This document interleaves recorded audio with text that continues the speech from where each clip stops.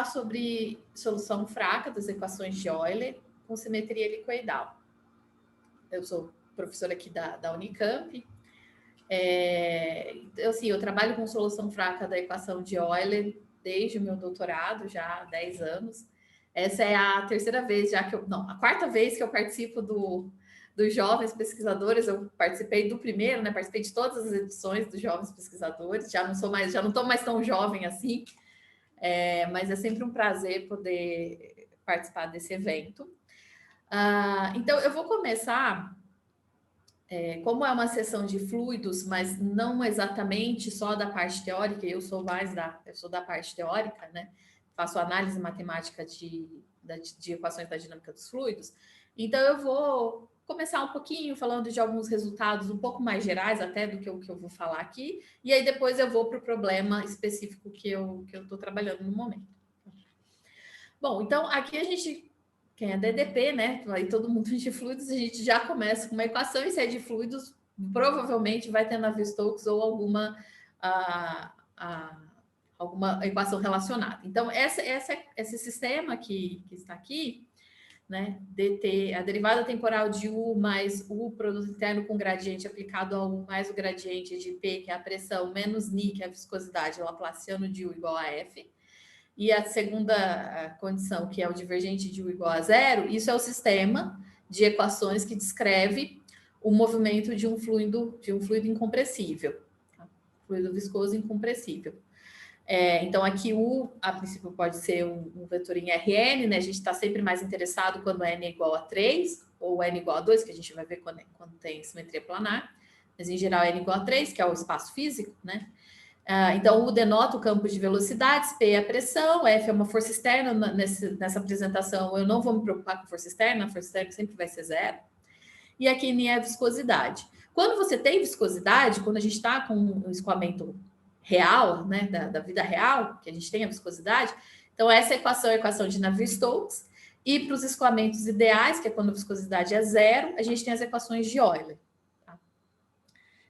Essas equações, elas são bastante complicadas, e a complicação delas é devido a diversos fatores. Então, um deles é o fato da gente ter essa não linearidade, né, que eu tenho U, gradiente U, e eu tenho também um operador aqui que é não local, que a pressão ela é dada em termos você consegue recuperar a pressão em termos da velocidade através de um operador não local. E, na verdade, quando o Ni é positivo e quando o Ni é zero, o comportamento desse sistema ele pode ser drasticamente diferente, tá? Ok. Para a equação de Navier-Stokes, né, em R3, na verdade, pessoal, a gente que é de EDP, já olha para um sistema e a pergunta mais natural, né, a primeira pergunta que vem é existência e unicidade de solução. Mas é claro que quando a gente vai falar de solução, primeiro a gente tem que dizer em que sentido, em que espaço, né? A gente está buscando solução. Então, para as equações de Navier-Stokes em R3, se eu olhar para soluções com dado inicial mais suave que você conseguir imaginar, com energia finita, né, que é a integral de U ao quadrado, ou o zero, que é o dado inicial, zero ao quadrado, é finito. Esse problema de ter existência e unicidade de solução para todo o tempo, porque isso daqui a gente está com uma equação de evolução, ele é um problema em aberto. E ele é um dos problemas do milênio, né? Existem 7 problemas do milênio, que valem $1 bilhão. Então, é um problema muito famoso e bastante difícil. Alguns avanços na direção de tentar chegar perto de algum resultado, seja de existência global de solução ou de formação de singularidade, ou seja, isso também pode acontecer que você começa com uma solução, você começa com um dado inicial que é muito suave, ele até existe durante um tempo com aquela suavidade, né? Você tem a evolução, a velocidade continua nessa mesma classe do dado inicial e, de repente, sai dessa classe. Então, a gente diz que há a formação de singularidade em tempo finito.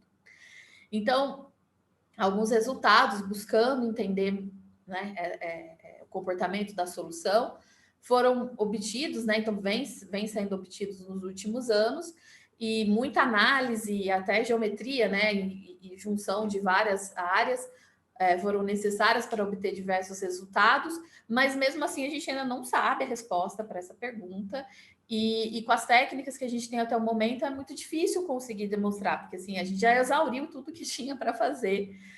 Claro que, né, não posso afirmar, mas é difícil, é um problema muito difícil. Bom, então, para a equação de Navier-Stokes, a gente tem esse problema em aberto, e aí, para as equações de Euler, a gente pode colocar exatamente a mesma pergunta também. Se eu começo com um dado inicial muito suave, sem infinito, que a energia é finita, bem suave, será que ele se mantém nessa classe? Né? Essa pergunta não vai valer $1 milhão se responder, não vai valer $1 milhão, mas certamente vai ficar muito conhecida aí na área, porque é uma pergunta também tão difícil quanto a de Navier-Stokes, talvez até mais. Alguns resultados foram obtidos, inclusive tem um resultado bem recente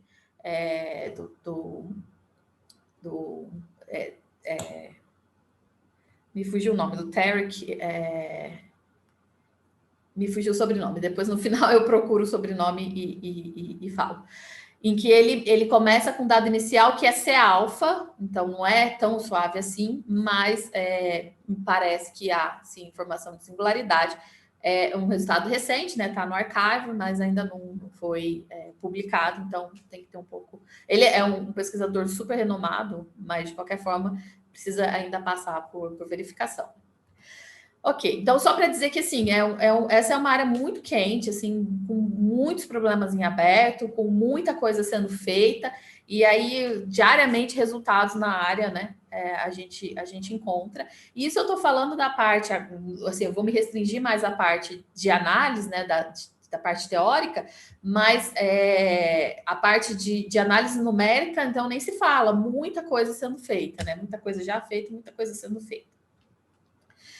Ok, então, para falar de alguns resultados clássicos, eu só vou agora fixar a anotação, porque eu não sei se todo mundo tem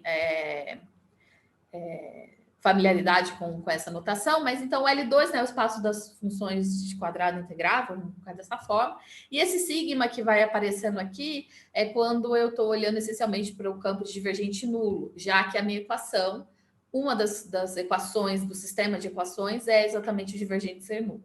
E o HS são os espaços de Sobolev, W2S, onde o divergente é nulo, essencialmente isso.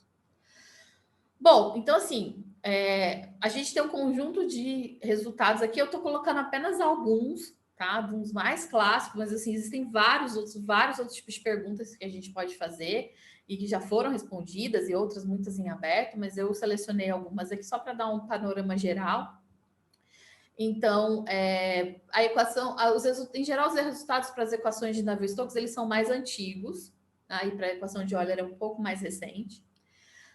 Então, a gente tem boa colocação local, se a gente começa com um dado inicial em H1, no caso das equações de Navier-Stokes, e em HS para S maior do que 5/2, no caso das equações de Euler. A gente tem existência global de solução fraca. Então, o que acontece? Às vezes a gente vai trabalhar com solução forte e o que a gente consegue, por exemplo, é uma existência, mas a gente consegue uma existência local, às vezes você não consegue uma coisa global. Mas quando a gente passa para a solução fraca, que é uma solução que você pede menos da sua função para que ela satisfaça a equação, então você abre mais o leque de opções, e aí é mais fácil você conseguir existência de solução. E nesse caso, a gente consegue existência de solução global, fraca, né? Para Navier-Stokes, se o dado inicial tiver em L2. E aí, o resultado para Euler é muito, muito recente, em comparação, então, com Navier-Stokes, né? Navier-Stokes é 33 de Leray, e para Euler é agora de 2011, do Irman. Mas o problema é que quando você abre esse leque, né, quando você abre esse leque e permite que mais funções sejam soluções dessa equação, aí você pode cair num outro problema, que é o da não unicidade de solução. Tá? Então, quando eu falei aqui em cima, boa colocação local, boa colocação significa existência e unicidade de solução. Tá? Então, para a solução fraca, a gente tem existência global, nesses casos, e aí, para a equação de Euler, a gente foi demonstrado em 93 por Scheffer, depois Schneerman facilitou um pouco essa demonstração, em 97, fez um caso um pouquinho diferente, e aí veio o trabalho de Deleuze e Sekirhilid, em 2009, que na verdade é uma sequência de trabalhos que culminou depois outras pessoas começaram a participar do grupo, né? E culminou na demonstração da conjectura de Onsager para Euler. Então, começou como um resultado de não unicidade de solução e passou para construção de soluções que dissipam energia e tem um certo grau de regularidade. Tá? E aí, a partir dessa construção, que a princípio, quando se iniciou, não tem relação com a existência de solução, o Wiedemann, em 2011, usou essa ferramentalha, que aí você usa integração convexa, você usa algumas ferramentas de geometria, para mostrar a existência de solução. Só que essa existência de solução fraca para as equações de Euler é uma solução muito, vamos colocar assim, muito esquisita, né? Que a gente já chama de wild solutions. Então, elas não são fisicamente relevantes, tá? Mas, enfim, dado um dado inicial em L2, você consegue essa solução, tá? Então, a princípio, a vorticidade não faz sentido, né, para essas soluções. Então, assim, a gente tem algum problema aí com a noção de solução fraca utilizada. Bom, para as equações de Navier-Stokes, esse resultado de 33 de Leray, que é a existência global de solução fraca, você ganha que essa solução fraca, ela satisfaz uma estimativa de energia, tá? Uma desigualdade de energia. E aí ela tem um nome especial, inclusive, que é a solução do tipo Leray-Hopf. Aí, usando essa ferramentalha também que foi desenvolvida por Deleuze e Hillich para a equação de Euler, Buckmaster e Vicol mostraram também não unicidade de solução fraca para as equações de Navier-Stokes. Só que aqui eu tenho que pontuar, e é muito importante, que essa não unicidade de solução fraca que eles obtiveram não foi para a solução do tipo Leray-Hopf. Tá? A solução deles não satisfaz desigualdade de energia. Tá bom? Então, a princípio, porque é um grande problema você conseguir mostrar ou não a unicidade ou a não unicidade da solução fraca do tipo Leray-Hopf. Então, esse problema ainda continua em aberto, mas eles mostraram para uma classe de soluções fracas mais geral. E aí tem a não unicidade também. Bom, aí alguns resultados. Tudo bem, então a gente tem esse cenário, né, para a equação de Euler e Navier-Stokes em 3D, né, ainda muito incerto com respeito à boa colocação global no tempo, né? Bom, mas o que será que a gente pode... Então, a gente passa para a solução fraca, às vezes com a esperança de conseguir uma solução global e talvez mostrar algum tipo de regularidade, mas isso é muito difícil. Então, uma outra forma de tentar abordar ou entender a regularidade dessas soluções, né, e existência em tempo global, é você fazer alguma redução por simetria. E essas equações, elas são invariantes por algumas simetrias, né, elas permitem. E a primeira delas assim, a primeira que eu quero dizer é simples, simetria planar. Então, se eu começo com eu quero olhar para um escoamento que, a princípio, ele está em R3, então ele depende das componentes X, Y, Z, só que aí em uma direção ele não varia, então, digamos, a sua velocidade U depende só da direção X e Y, e digamos que a terceira componente da velocidade é zero. Então, você tem um escoamento planar. E aí, nesse caso, a gente tem a boa colocação global. Então, em R2, né, em dimensão 2, ou em outras palavras, com simetria planar, você tem boa colocação global, coisa que para 3D a gente não sabe. Tá? Ok, então a simetria planar, uma coisa boa. Aí você pode tentar buscar outras simetrias, porque sua equação satisfaz outros tipos de simetria. E uma delas é a simetria axial, então o seu escoamento seria invariante com respeito a um eixo de simetria. Tá? E aí, nesse caso, a gente precisa de uma condição adicional, que eu vou explicar depois mais para frente, que é essa condição de não ter velocidade de rodopio. Nesse caso específico, a gente também tem boa colocação global. Tá? Foi demonstrado por esses autores nesses espaços. Tá? E aí, uma simetria que começou a ser estudada mais recentemente, quando comparado com a simetria axial, é a simetria helicoidal. Simetria helicoidal é quando o seu escoamento ele é invariante por rotação e translação simultânea com respeito a um eixo de simetria, tá? Assim, alguns são os motivos dessa simetria ter sido começou -se a estudar mais recentemente, é porque a estrutura dela, a gente vai ver, é bem mais complicada do que a de simetria axial, que já é mais complicada do que a simetria planar. Tá? Mas elas têm algo em comum, e eu vou dizer o porquê que a simetria planar, axial e helicoidal, elas têm uma condição em comum, que é o que faz a gente ter interesse nelas, e é o que faz a gente conseguir mostrar alguns resultados melhores do que o que se consegue mostrar para escoamentos tridimensionais, né, como um todo. Bom, mas os escoamentos helicoidais, eles aparecem na natureza, né, na indústria e tal, eles são bastante estudados, inclusive, pelos físicos, ou numericamente eles aparecem também, mas digamos, essa análise matemática, ela teve início em 90, né, nos anos 90, que seria esse resultado para as equações de Navier-Stokes, e para as equações de Euler mais recentemente por Dutrifoy, em 99, que considerou o caso, eu vou me restringir a isso, porque é exatamente dessa parte que eu vou falar, né, que é a equação de Euler com simetria helicoidal. Então, o Dutrifoy demonstrou a existência global de solução clássica, né, solução suave em domínio limitado, e em 2009, Ettinger e Tite demonstraram a existência global de solução, existência global e unicidade de solução fraca em domínio limitado, também para essa equação com simetria helicoidal. Bom, então aqui é só relembrando, né, o que eu acabei de falar. No caso, essas aqui são as equações de Euler, então eu não tenho Laplaciano, é essas equações que eu vou me restringir. Então a gente tem boa colocação local para n qualquer, e a gente tem boa colocação global para quando n é exatamente igual a 2. Mas o que me dá essa diferença entre 2D e 3D? Ou entre o que seriam os escoamentos tridimensionais e os escoamentos planares, e a gente vai ver que também vai ser comum os escoamentos axissimétricos sem velocidade de rodopio e escoamentos helicoidais sem velocidade de rodopio. Que é o seguinte, é essa quantidade física que é extremamente relevante no estudo dos fluidos, que é a vorticidade. Vorticidade é a rotacional da velocidade. Então, a gente tem esse resultado, que é de 84, Bill-Katumaida, que é um critério de continuação. Então, a gente tem, né, conforme eu escrevi aqui, a gente tem a boa colocação local dessas equações em HS para S maior do que M sobre 2 mais 1.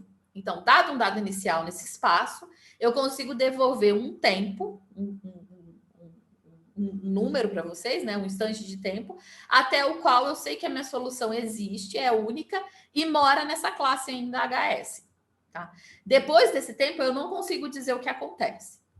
Tá? Aí, esse critério de continuação, ele me diz o seguinte: tudo bem, você sabe que você tem essa existência local, digamos que que T estrela seja o tempo máximo em que sua solução está dentro dessa classe HS. Tá? Então, vale o seguinte: a integral da vorticidade, a integral da norma L infinito da vorticidade, a vorticidade é rotacional de 1, vai ser infinito quando eu fizer a integral de 0 até um certo t, e esse t tender a esse tempo maximal. Tá? Então, o tempo máximo de existência, ele vai satisfazer essa condição. Se para todo tempo finito eu tenho que essa integral é finita, então é porque eu posso continuar a minha solução. Tá? E aí, a princípio, se eu pudesse continuar ela para qualquer tempo, então eu teria existência global de solução. Então, o controle sobre sobre a integral da norma L infinito da vorticidade, ele nos auxilia a entender a existência ou continuação da solução, que é, no fundo, olhar a existência global de solução. Tá bom, mas aí então vamos olhar para a equação de vorticidade. Então, eu venho aqui na equação de Euler, que é a equação de velocidade, e eu aplico o rotacional nessa primeira equação, que na verdade são 3 equações, né? Porque o é 1, o 2 e o 3. Então, eu aplico o rotacional, tá? E aí eu obtenho essa equação daqui, que é a equação de vorticidade. Então, eu apliquei o rotacional, o rotacional de U deu a vorticidade ômega. Quando eu aplico o rotacional na não linearidade, eu vou obter esses dois termos, quando ele cai em cima de U e quando cai em cima do primeiro U e quando cai em cima do segundo U. Então, eu obtenho esses dois termos, e o rotacional do gradiente vai ser 0. Então, a pressão some.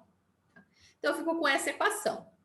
Isso quando eu estou no caso de n igual a 3. No caso planar, que acontece? No caso planar, a vorticidade, que é o rotacional de U, primeiro que ele vai ter as duas primeiras componentes iguais a zero, e ele só vai ter uma componente diferente de zero, sendo a terceira componente. E aí, quando eu substituo isso na equação geral, esse termo daqui vai desaparecer, porque a vorticidade, ela só vai ter a terceira componente, e essa derivada, ela então só vai acontecer com respeito à terceira variável. Mas aí, como eu estou no escoamento planar, a minha U não depende da terceira variável. Então, esse termo some. E aí, eu obtenho uma equação de transporte. E aqui eu tenho, dessa equação, que a vorticidade ela é conservada ao longo das trajetórias, tá? Das trajetórias dadas pela velocidade U, determinadas pela velocidade U. Então, eu tenho conservação de vorticidade nas trajetórias. Em particular, eu tenho conservação de todas as normas LP. Em particular, eu tenho a conservação, na verdade, eu tenho a conservação de todas da vorticidade em qualquer espaço invariante por rearranjo, e em particular para os espaços LP, e em particular para L infinito. Então, vai acontecer que essa integral daqui para t finito vai sempre dar finito. Então, não existe um tempo finito para o qual essa integral dá infinito. Tá? E aí a gente consegue, então, continuar a solução no caso 2D. Tá? Ou no caso, em outras palavras, no caso planar. Mas o que acontece? No caso axial, no caso de simetria axial e no caso de simetria helicoidal, quando eu não tenho a tal velocidade de rodopio, que daqui a pouco eu vou contar o que é, acontece que uma certa, no caso do helicoidal, a terceira componente, e no caso axissimétrico, a componente tangencial, a componente com respeito ao ângulo θ, da vorticidade, vão satisfazer uma equação desse tipo, vão satisfazer uma equação de transporte, e, digamos assim, parte da vorticidade vai ser conservada, e com essa parte da vorticidade conservada, a gente consegue recuperar a vorticidade toda e consegue ter informação da vorticidade completa. Então, por isso que para os escoamentos axissimétrico e helicoidal, a gente ainda consegue obter resultados de existência global. Porque, no fundo, eles também vão ter uma equação de vorticidade que é mais analiticamente tratável. Tá? Bom, então vou falar agora especificamente da simetria helicoidal. Então, como eu falei, aqui é só a parte matemática por trás do que é a simetria helicoidal, né? Mas é o que eu já comentei. É um escoamento que é invariante por rotações e translações com respeito ao mesmo eixo. Então, se Rθ é a rotação com respeito ao eixo Z, tá? Eu considero Sθ como sendo a superposição da rotação com a translação. E aqui eu estou fazendo a translação por um kappa vezes θ, onde θ é o ângulo de rotação. Tá? E aí, então, a gente tem aqui um escoamento, um campo vetorial helicoidal, C e somente C, U aplicado no Sθ de x, ou seja, eu pego x, rotaciono e translado, né, simultaneamente. Isso vai ser simplesmente a rotação desse mesmo ângulo θ da U. Tá? O desenho é esse. Então, eu começo aqui num x, eu tenho um vetor U, tá? E aí eu sei tudo que acontece em cima dessa hélice, porque basta nesse ponto daqui, né? Então, eu andei aqui Sθx, basta eu pegar esse vetor e rotacionar ele pelo ângulo θ. Então, eu sei o que acontece em cima dessa hélice.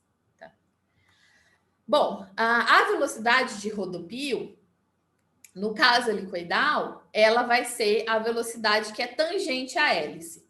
E a gente vai pedir que essa velocidade seja nula. Então, no meu desenho aqui, eu tenho esse xi, o xi é o vetor tangente à hélice, e aí eu preciso que o produto interno de xi com a velocidade u seja zero. Eu não posso ter velocidade que é tangencial. No caso de simetria helicoidal, que é invariância com respeito a um eixo, aí também seria a velocidade tangente ao círculo, né? No caso, tangente ao círculo. Ok, então, sempre agora eu vou me restringir à simetria helicoidal sem velocidade de rodopio. Tanto para a simetria helicoidal quanto axial, assimétrica. Ok, aí o que acontece? Então, nesse cenário em que eu tenho essa solução com essa simetria, e eu olho o que acontece com as soluções das equações de Euler, vai acontecer o seguinte. Então, digamos que U é uma solução suave das equações de Euler e que ela tem simetria helicoidal e não tem velocidade de rodopio, ou seja, ela satisfaz essas duas condições daqui. E eu vou denotar por ômega o rotacional de U, ou seja, a vorticidade. E aí eu vou olhar o que acontece com a vorticidade, né? Já que U tem simetria helicoidal. Vai acontecer que a vorticidade ela vai ser dada como a terceira componente da vorticidade vezes aquele vetor xi, que é o vetor tangente às hélices. Então, a vorticidade ela vai ser tangente às hélices e a sua amplitude vai ser dada pela terceira componente. Bom, não vamos bem essa amplitude, porque esse xi de x ele depende de x, né? Ele é esse vetorzinho daqui. Mas, enfim, vai estar multiplicado pela terceira componente da vorticidade. E a terceira componente da vorticidade satisfaz essa equação, que é a equação de transporte. Então, aqui eu tenho a conservação da terceira componente da vorticidade ao longo das trajetórias, e disso eu vou conseguir informação sobre a vorticidade, sobre a norma L infinito da vorticidade. Tá? E aí, com isso, de alguma forma, a gente usa a Biot-Katumaida para obter a solução global. Assim, esse é o caminho, né? Não é tão simples assim como parece, mas esse é o caminho. Essa é a ideia. Tá bom, mas aí como que a gente faz isso? Então, a gente pode olhar para as duas formulações. Então, eu tenho a formulação de velocidade e tenho a formulação de vorticidade. Quando eu olho para a formulação de vorticidade, né, em R3 seria essa, aqui eu não coloquei, mas eu tenho que lembrar que que ômega é o rotacional de U. Então, esse U daqui, ele não é um U qualquer. Ele é, digamos, a solução do sistema de equações, que é ômega igual ao rotacional de U, divergente de U igual a zero. Então, para eu colocar aqui no lugar de U alguma coisa que só dependa de ômega, eu preciso eu preciso resolver esse sistema, tá? Que é exatamente esse sistema daqui. Ou seja, eu tenho que escrever, para escrever U em termos da vorticidade, eu tenho que resolver esse sistema, que é rotacional de U igual a ômega, divergente de U igual a zero, e as condições de fronteira, seja lá quais forem o seu problema.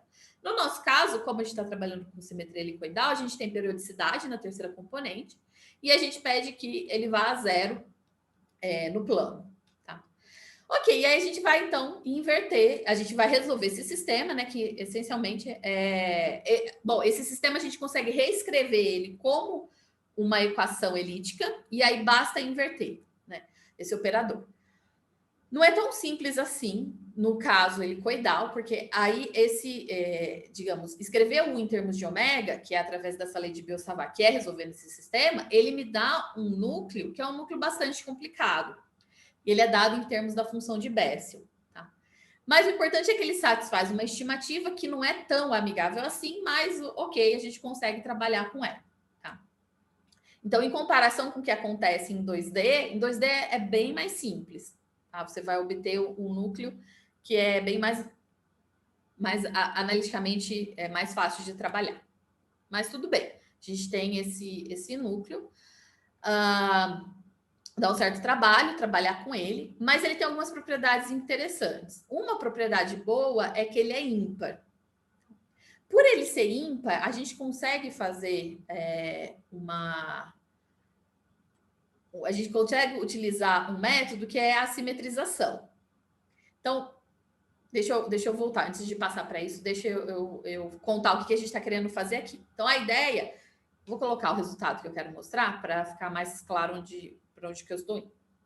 Então, eu primeiro vou contar um pouco esse resultado, que é um resultado de 2015, e depois eu vou falar de uma coisa mais recente.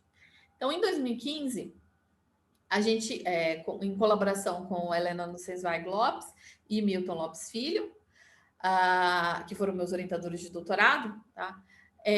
A gente mostrou existência global de solução para as equações de Euler com simetria helicoidal, com vorticidade em LP, para P maior do que 4/3.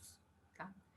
Para fazer isso, a gente, então, olha para a equação de vorticidade e tenta, primeiro a gente resolve a equação de vorticidade, e aí, a partir da vorticidade, a gente encontra quem que é a velocidade U, a gente recupera a velocidade U, e aí obtém uma solução para a equação de Euler, né, na formulação de velocidade. Tudo bem. Então, eu considero essa equação de vorticidade e eu vou olhar só para a terceira componente, porque lembra que a minha vorticidade ela é dada essencialmente em termos da terceira componente. Então, e a equação para a terceira componente é uma equação muito bacana, porque é uma equação de transporte. Ok, então, para eu falar de solução fraca, né? Então, motivar um pouco, eu não sei aqui a base de todo mundo que está aqui, né? Imagino que a maioria saiba, mas então, só para comentar rapidamente, como que a partir de uma equação a gente define uma solução, um sentido de solução fraca, né? A ideia é que eu não vou olhar para soluções que tenham todas as derivadas necessárias para satisfazer a equação.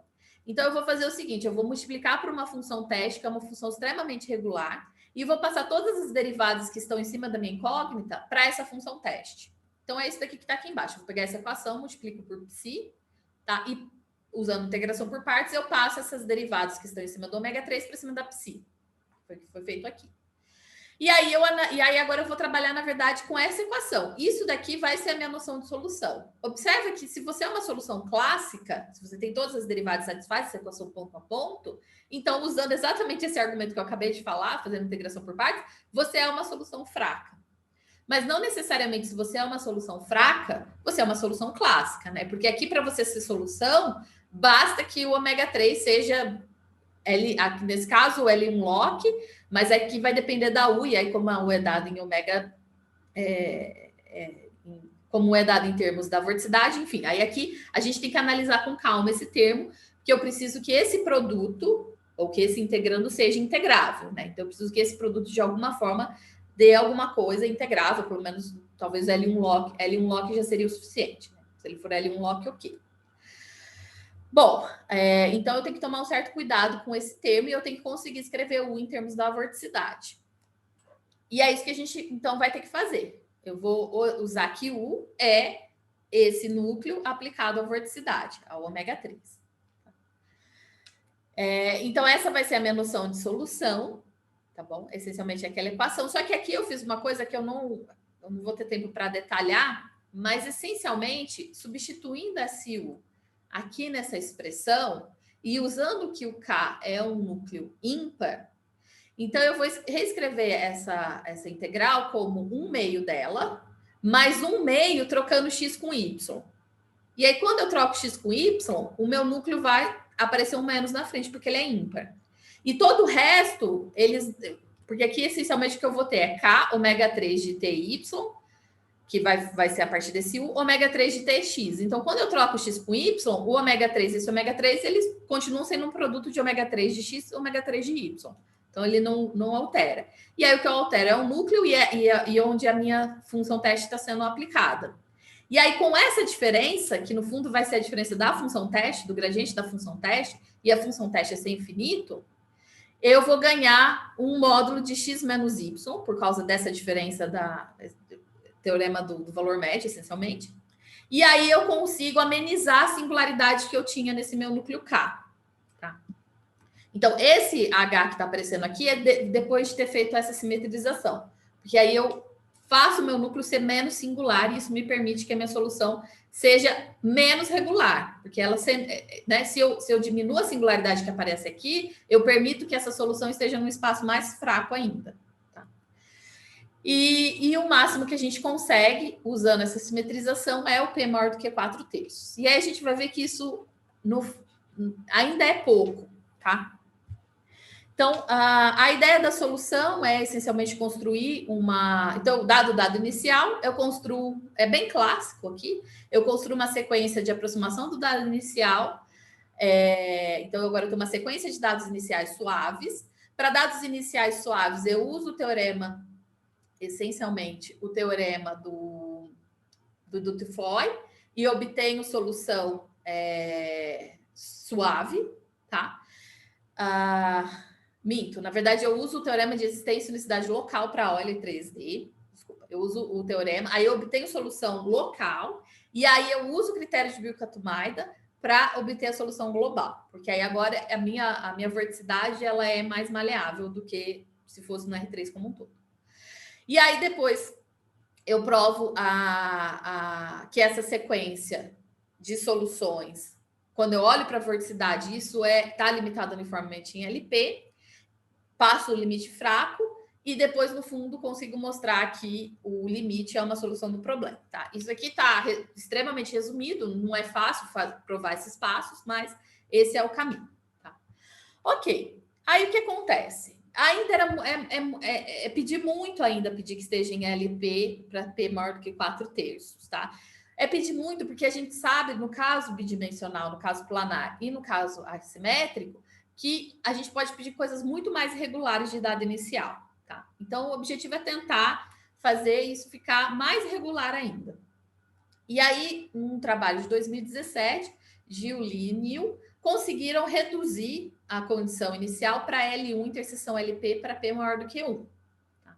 E para isso, eles usaram uma técnica um pouquinho diferente, eles não fizeram simetrização do núcleo, como a gente fez, eles usaram regularidade elíptica.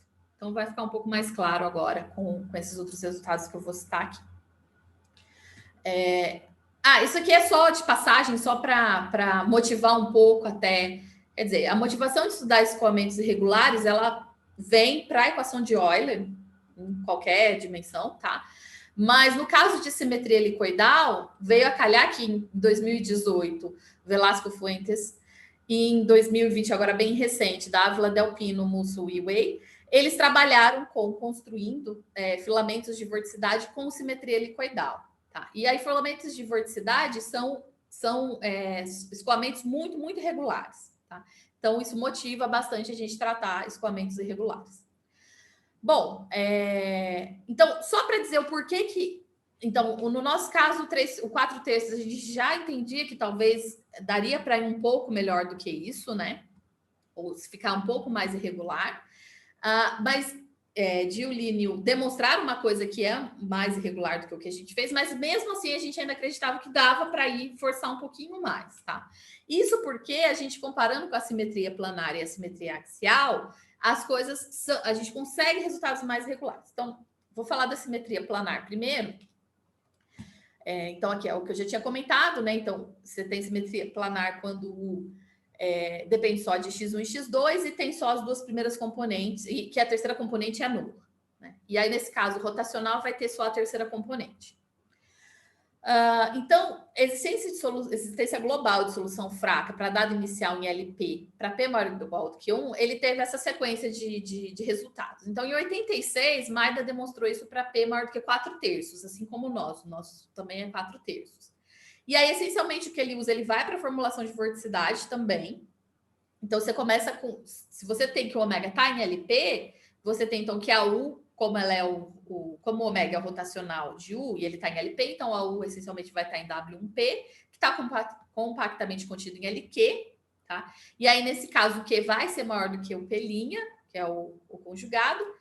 E aí, com isso, a gente tem um par de dualidade aqui na formulação na formulação da vorticidade, né? Que seria esse cara daqui, esse U ômega, que me dá um termo bom, que me dá um termo integrável. Tá? Então, com isso, a gente vai conseguir passar, ele consegue passar usando sequências também, moleficuldade inicial e tal, essa parte é bem, bem clássica, e aí você consegue passar o limite na formulação de vorticidade. De Perna e Maida, em 87, conseguiu melhorar esse resultado para P maior do que 1. Tá? E aí aqui ele usa a formulação de velocidade mesmo.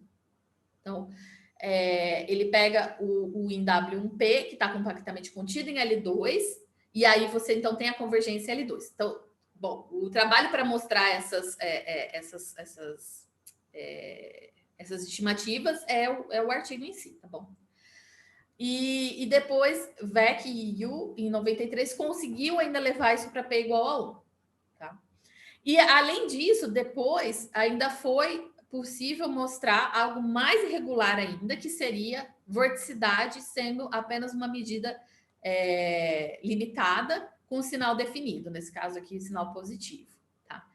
Então, Delors demonstrou e depois Chauchet facilitou um pouco a demonstração usando o argumento de simetrização. O argumento de simetrização do núcleo de Biot-Savart é exatamente o argumento que depois a gente usou no nosso caso. Mas vocês veem que usando o argumento de simetrização, ao invés de conseguir chegar em medidas limitadas, a gente conseguiu chegar só no 4/3. Então, essa simetrização não foi suficiente para chegar até esse caso, tá? E na verdade, usando compacidade, né, que foi o que o Gil, Lee e Neil fizeram, aí eles conseguiram ir até P maior do que 1. Mas, enfim. No caso de simetria axial, a gente também tem alguns resultados. Então, resistência global de solução fraca para quando tá. Então, aqui a U eu vou escrever em termos de. Então, aqui seria em coordenadas polares, a gente teria o R, coordenadas cilíndricas, né? O R, o θ e o Z, né? Nas direções ER, θ e Z. Só que aí, como ela é invariante por θ, não vai depender, invariante por rotação, então não depende de θ. E aí, pedir que o θ seja zero é pedir que a velocidade de rodopio seja zero. Então, nesse caso, a velocidade de rodopio é a θ, é a componente o θ.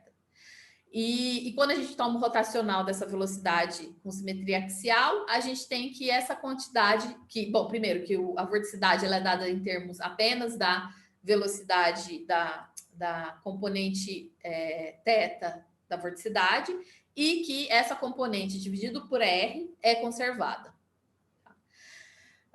E aí foi possível demonstrar que se essa quantidade, aqui era para estar o θ aqui em cima, se essa quantidade daqui começa em LQ, LP, no caso em Q 6/5 e P maior do que 3, Xia e Qin demonstraram existência de solução fraca, e no caso Q é igual a 1 P maior do que 1, Jiu e o Yang demonstraram também existência global, tudo aqui é existência global de solução fraca. E aí, mas mesmo assim não se conseguiu chegar até o P igual a 1. Né? O mais perto de L1 que se chega é exatamente o L log L alfa, que é o que eu vou falar daqui a pouquinho, nos últimos 5 minutos. No caso helicoidal. Então, no caso axissimétrico, esse é o melhor, mas tem esse resultado de Delort que ele diz o seguinte: olha, se você tiver uma sequência de soluções que esse termo, né, esse mesmo cara daqui, tá em L1, né, e satisfaz essas condições e tal, é positivo, tal. Então, o N vai convergir a U no sentido... E se o N converge a U no sentido das distribuições, então, ou você tem a convergência forte em L2, ou então o limite não é a solução das equações de Euler. Tá? Então, restringindo bem o que pode acontecer nesse caso. Enfim, deixa eu dar só uma corridinha. Beleza, então, para simetria helicoidal, nosso objetivo também era chegar pelo menos em L1, tá? Mas o máximo que a gente conseguiu chegar até o momento, que já é um avanço ao último resultado, que é o L log L alfa para alfa maior ou igual que meio. E aí, para isso, a gente precisou usar algumas ferramentas que a gente não tinha utilizado antes, né? Que, na verdade, já foram desenvolvidas, inclusive, em alguns artigos da Helena, não sei se vai Lopes, Milton Lopes Filho, com colaboradores, que é você observar, você escrever que exatamente o que é a simetria helicoidal, né? Que, no fundo, se você sabe o que acontece aqui no plano, você sabe o que acontece no resto. Então, um cara aqui em cima, eu consigo dizer de onde ele veio, né? Que é, então, escrever dessa forma daqui, que a gente inicialmente não tinha usado, que é, se o helicoidal, então eu consigo escrever ele como uma rotação, essencialmente do que acontece lá no plano, tá? Isso na primeira componente, nas duas primeiras componentes, na última componente eu tenho esse y perto multiplicando, enfim, mas essencialmente é escrever U em termos do que acontece no plano. E aí, usando isso, essa informação, e traduzindo o que isso significa para a vorticidade, então a vorticidade eu vou ter que ela também vai ser dada a partir do que acontece no plano, né? E eu tenho uma relação entre a vorticidade e a velocidade, que é dada através desse grade perp. E aí, apesar de eu não ter que o divergente de V é igual a zero, tá? Eu tenho que o divergente de V é uma certa quantidade e eu consigo introduzir uma função corrente, tá? E a partir dessa função corrente, que é dada em termos dessa matriz, vezes a velocidade V, que essencialmente é a velocidade no plano, eu consigo obter um sistema reduzido, da vorticidade. Então, ao invés de eu trabalhar com a vorticidade ômega 3, eu vou trabalhar com a velocidade esse ômega maiúsculo, que é a vorticidade no plano. Então, isso daqui agora é em R2. Isso sendo em R2 também facilita bastante as contas. Então, olhando para esse sistema reduzido, a gente ganha algumas coisas, mas dificulta em outras, porque agora o ômega, ele é dado em termos de um operador elíptico, só que é um operador elíptico um pouquinho complicado. Tá? Então, o operador elíptico aplicado à função corrente, e eu tenho essa equação para a vorticidade do plano. Bom, aí a ideia... então, a gente consegue, quer dizer, ainda está sob verificação, mas estamos conferindo os detalhes finais, um projeto em andamento, que na verdade a gente já fez... Já faz bastante tempo que está em andamento, porque a gente tentou diversas coisas, diversas abordagens para tratar o problema, e aí finalmente essa parece ser uma que é muito limpa, que é bem direta e que dá um resultado bastante interessante. Então, se a gente começa com uma... Opa, tá em inglês aqui. Tá, se a gente começa com uma U0 que está em L2, é helicoidal, tem velocidade de rodopio nula, e a vorticidade está em L log L alfa, com suporte compacto, para alfa maior do que meio. Então, a gente tem a existência de uma solução fraca para as equações de ordem. Então, a ideia da demonstração, de novo, é você começar modificando o dado inicial, né? Só que agora eu modifiquei o dado inicial, eu consigo construir uma sequência de soluções, e aí eu vou definir, na verdade, eu vou olhar para velocidade só no plano, que é essa VN, que eu consigo dar em termos da minha UN, tá? E eu vou usar o seguinte resultado, que é um resultado também da Helena, do Milton, Helena Cesvai Lopes, Milton Lopes Filho, com Tadmore, de 2000, em que eles estavam estudando as equações de Euler, tá? Mas ela se aplica, equações de Euler geral, acho que era até em 2D, na verdade. Mas não tinha nada a ver com simetria, mas que se aplica muito bem aqui, que é o seguinte: se eu tiver duas sequências de campos vetoriais Vn e ômega n, satisfazendo as seguintes condições. Então, Vn converge a V e Wn converge a W, fraco em L infinita L2, fraco estrela em L infinita L2. O divergente do Vn é pré-compacto das funções contínuas de H menos 1 Log. Wn é pré-compacto nas funções contínuas de H menos 1 Log. Então, o produto VN-WN converge para o produto de VW no sentido das distribuições. E aí a gente vai conseguir aplicar esse resultado para VN sendo a velocidade, a sequência de soluções no plano, e o WN também. Então, vou pegar aqui VN igual a WN, tá? E ele vai ser a minha solução VN, que é a velocidade no plano. E aí, então, a gente precisa mostrar... desculpa, aqui era para ter um hot. Isso aqui não é... Opa. Aqui era para ter um hot, tá faltando. É hot de WN. Então, a gente vai ter que o divergente de Vn, a gente precisa mostrar que ele é pré-compacto aqui e que o rotacional é pré-compacto nesse espaço. E aí, para fazer isso, então, o primeiro, que é a convergência fraca, estrela em L2, segue diretamente de estimativa de energia. Isso é bem simples. E os itens 2 e 3, aí a gente vai usar a equação, né, que a gente tem, que relaciona a equação para a vorticidade, porque eu quero limitar a vorticidade. E a partir dessa equação para a vorticidade, eu vou obter também uma estimativa para a função corrente. E a partir da estimativa para a função corrente, que vai ser dada em termos de regularidade elíptica, eu vou ganhar uma regularidade para V, tá? E para o divergente de V.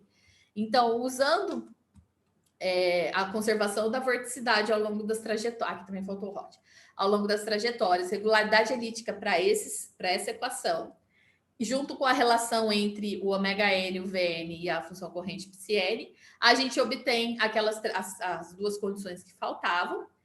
Que aí já é o final. Então, a gente obtém exatamente as duas condições que faltavam, que é ser pré-compacto em H-1, mas aí, então, eu ganho que o Vn ao quadrado converge fraco para o Vn no sentido das distribuições, e eu volto na minha equação, e essa era a parte que faltava, porque esse é exatamente o termo não linear, que é o que é difícil você passar o limite, tá? Então, aqui foi só para dar uma ideia da demonstração, tá? depois, quem quiser mais detalhes, a gente vai ter um tempo aí para conversar. Então, por enquanto, eu agradeço a presença de todo mundo e a atenção. Muito obrigada.